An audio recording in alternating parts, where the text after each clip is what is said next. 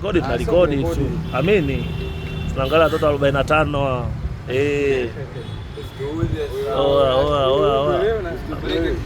Sio tatizo kwetu. Watoto 45 na namba zao. Sio tatizo kwetu. Tuko huku bwana. Unatujua sio? Unatujua sio? Unatujua sio? Buba kikoma namba zangu wapi bwana? Yaani kama ukiposta kama namba zangu wapi hapa? Bora watu watatu sina watu wawili.